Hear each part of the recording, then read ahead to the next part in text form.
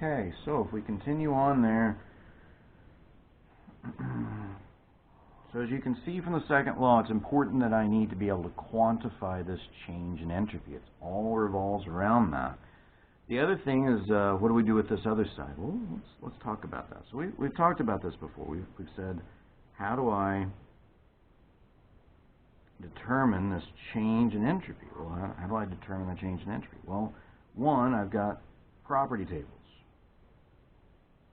Now, in our text, we only have property tables that will give us entropy for water and R134. If it's an ideal gas, I'm going to have to use a different method.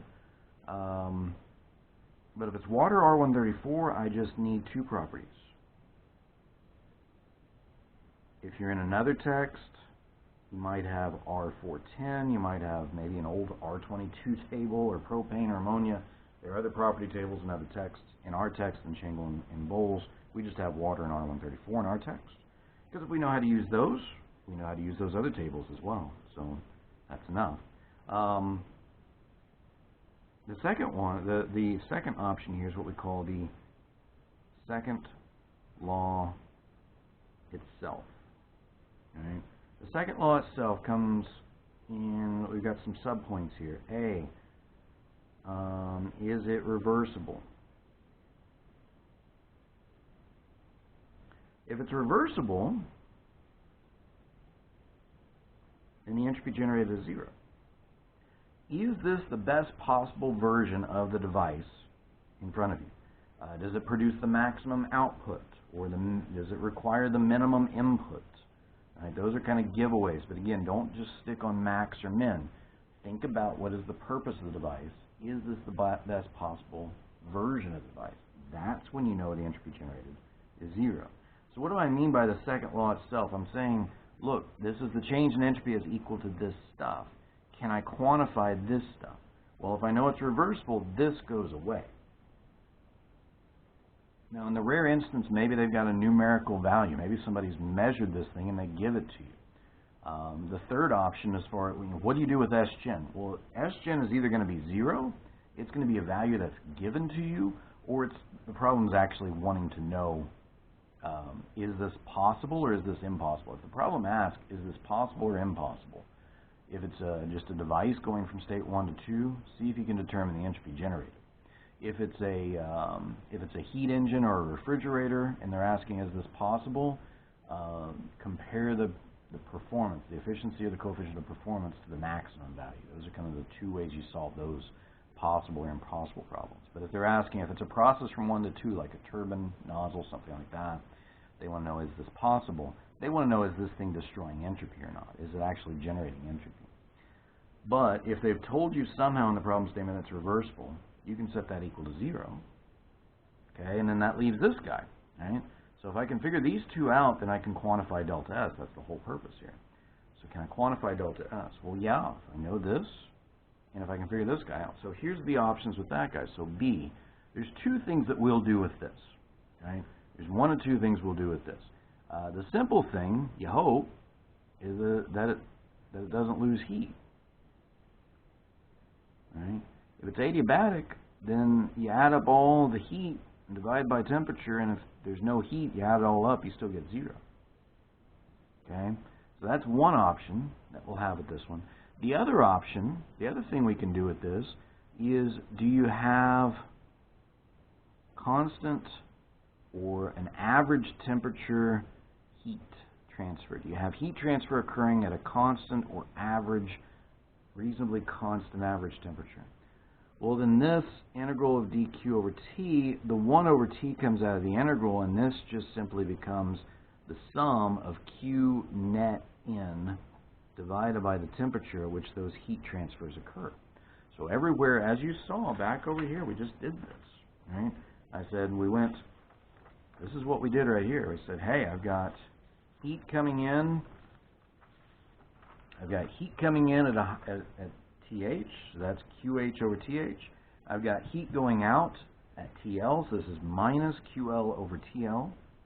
And that's what these guys were. We said this was 0, this was 0. What do we do with this guy? Well, I've got heat coming in at a constant temperature, heat going out at a constant temperature, so add this, subtract that, do what you need to with the rest of the problem, and that's how this works. Those are your two options. What do we do with this guy? Well, it's either this or it's going to be this. And we can use the first law to find heats, or we could use the second law to find heats to plug into the first law. And you guys have seen both of those in the homework assignments. If you've not been relying too heavily on internet resources, you figured that out, right? Don't rely on internet resources. By the way, internet resources on exam problems will get you a 0, possibly on the entire exam. Don't try that, okay? Turning in the same, and some of you guys have already figured this out the hard way. Do not give me the same thing on a problem that somebody else in the class puts on that problem. You will both get 0s. I don't care which one of you did the work originally. I don't care if you work together. If you turn in the same thing, you will both get 0s on that problem and potentially the entire exam. Let's not go down that road. I've already had to go down that road with some of you. Just don't. Do your own work on the exam. Most of you are probably going to get different versions of the exam from somebody else that you could potentially work with, and that's by design. So anyway, I don't want to go too far down that rabbit hole. Please ask me if you have questions about that, but check out your syllabus. I should have pulled that up, and we should have talked about that here, but here we are. Look in the syllabus where it talks about how the exams are conducted. That's as close as I can. We're sticking to that, okay? We're just having to do it in an online format. Anyway, determining delta S. How do we do that? 3 ways. Property tables, if it's water in R134, that'll give us S values. Set it equal to this stuff and act appropriately. How do we handle the right-hand side of this equation? Well, is it reversible? If it's reversible, then Sgen is 0. If it's not, whether it's reversible or not, what do we do with this guy, right? So we can either say this is 0, or this is given to us, or this is what we're solving for. What do we do with this guy? Well, either it's going to be 0, or I'm going to have the heat and or the temperature, or I'm going to have enough information, maybe with the first law I can find the heat. Okay. The third thing we can do, the third way we can determine delta S is the Gibbs equation. The Gibbs equation. Okay. So the Gibbs equation, these are per unit mass. These are little s's. Little s2 minus little s1 is equal to, let's see here. Well, let's do it in differential form, right? Because, yeah, let's just do it in differential form. Let's say ds, a change in entropy, is equal to du over t plus, I believe it's v dp over t. Go back and look at the derivations and make sure I got this right. But I believe this is correct.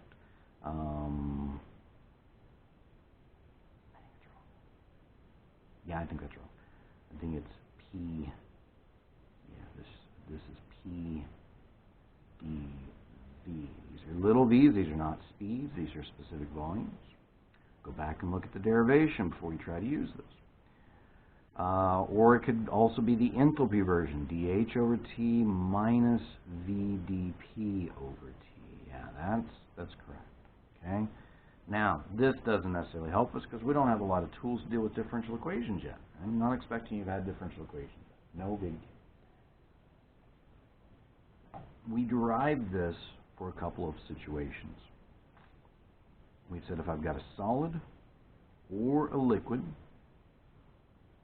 Now, this requires constant phase. If it is a liquid, it's got to stay a liquid. If it's a solid, it has to stay a solid.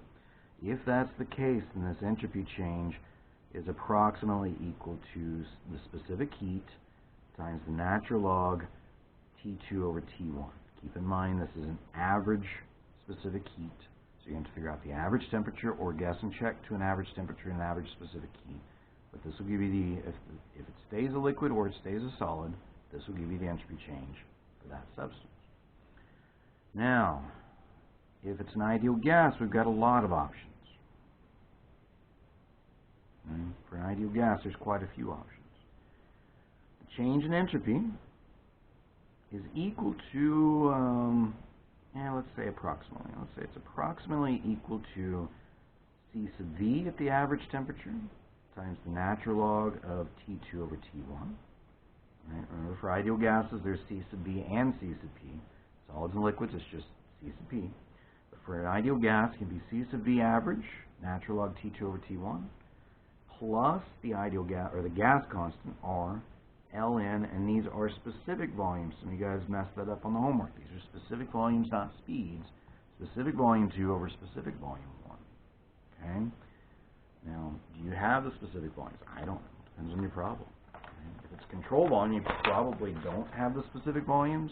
If it's a closed system, you might have the specific volumes. But if you have the pressures, maybe use this form.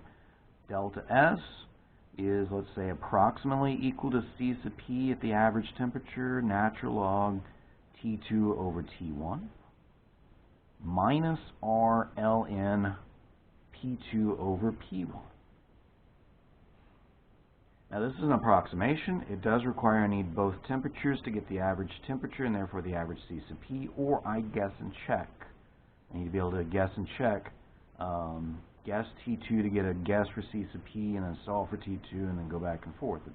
It's iterative, but sometimes that's a lot faster than looking up table properties. There are table properties for this version. This is an equal sign. S2 minus S1 is equal to, there are, in the tables, there are these S degree values, or S circle values, however you want to say that. This delta S degree will take the place of this quantity. And this is an exact. This is not an approximation. This is exact. But this does not account for all of the entropy change. You still have to account for the pressure change, because that's also going to affect the entropy. So the entropy is not, notice for an ideal gas, the entropy change is not a function of temperature alone. It's also a function of another property, whether related to pressure or volume. You've got to have another property. Okay? This represents the entropy change for the temperature. These are table properties. You can look them up. So the advantage here is there's no guess and check. And if I know the temperatures, then I can also go find the H values to go into the first law. Okay. If I don't know both temperatures, I can either guess and check, or I can use these. I may just have to do a lot of interpolation if I use these. Pick your poison. And either way works. We saw that on an example problem. Either way works just fine. Okay. Guys, that's 8 pages. I think that's everything. Ask me questions, shoot me an email, catch me in the chat room, hit me up on Canvas. Let's make sure we get your questions answered. I'm try to make this look as close to exam 2 logistically as I can. But again, I am going to ask you to load your PDFs to the exam 3 assignment folder. And I'll give you some instructions within the exam itself also. Okay? Alright guys, that's all I can think of. I'm going to let you guys go. Stay safe out there, keep your hands washed, wear those masks. Let's do everything we can to not have to be social distance later. And I'm a little worried as we become less social distance, we're going to have a relapse. But oh well, we'll figure that out if we do. Stay safe out there, guys. Stay healthy. See you guys next time. Bye-bye. Bob Popper.